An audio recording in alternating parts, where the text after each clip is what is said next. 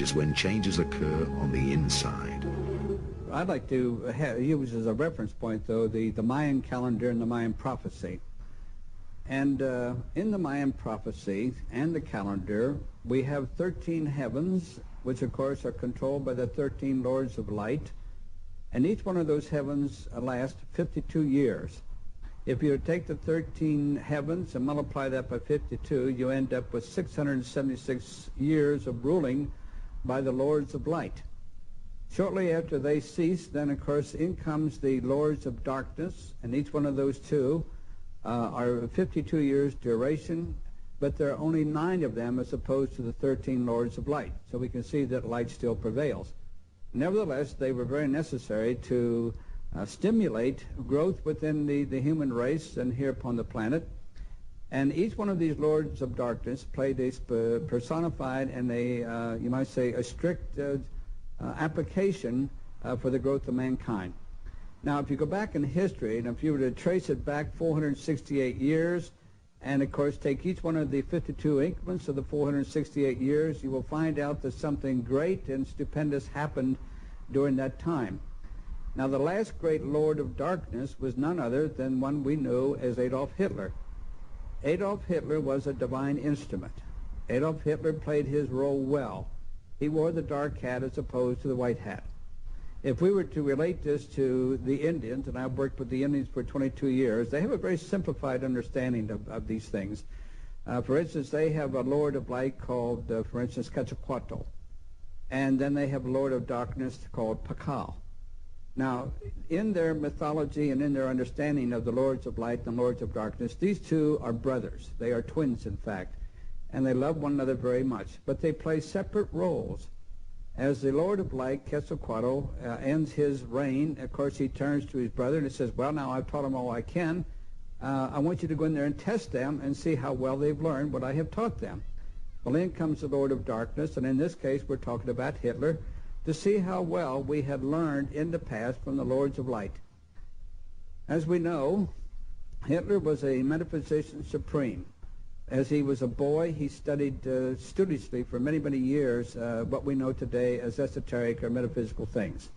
He also, in addition to the many understandings he had of Viril and many other powers which were, of course, used by the ancients, he had a morbid fascination with the spear of destiny.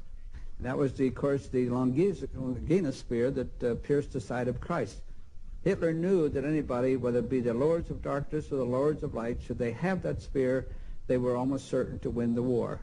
Now, he wanted that spear for so long, and there was one in a man by the name of Rudolf Steiner, who lived here in Germany also, and he and Hitler both had a morbid fascination for that spear of destiny. Later, we know that Rudolf had to flee for his life because Hitler felt that he would get the spear and he wouldn't have it. So when we talk about Hitler, we're talking about, in my understanding, a divine being.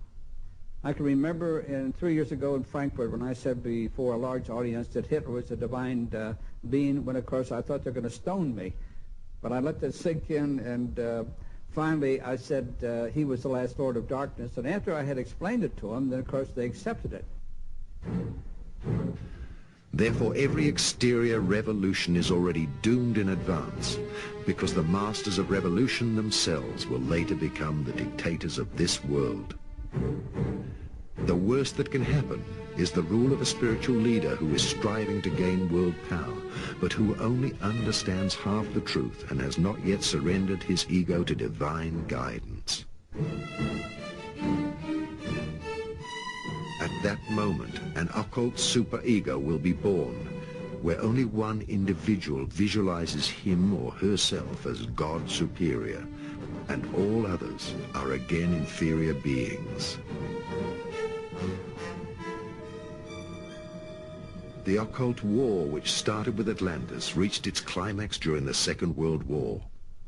The New Templar Order saw the Illuminati and the Freemasons as the Antichrist, whereas the Illuminati and Freemason orders perceived the New Templar Order and the Nazis as the Antichrist.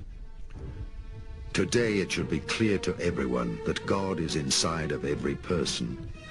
However, to perceive ourselves as being the chosen ones, be it because of a religion, a race, nationality, or color of skin, inevitably means the beginnings of a human tragedy.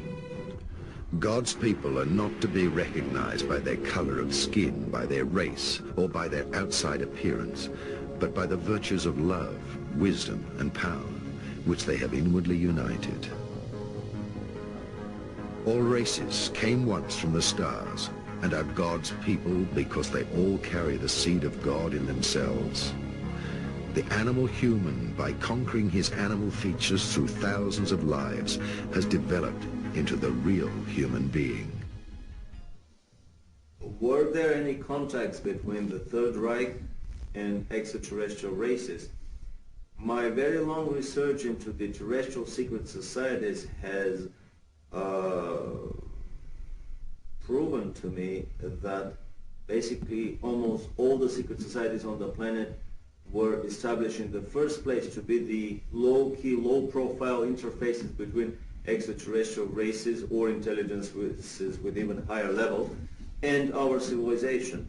In my research, we've discovered that the Germans were in contact with at least a dozen alien races, all of them loosely grouped under one philosophical, political, religious program.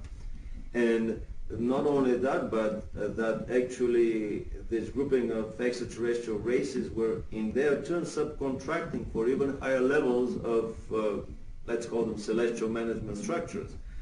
But we have discovered witnesses, a lady in Australia that worked shoulder to shoulder with extremely beautiful looking extraterrestrials in an underground base in Germany.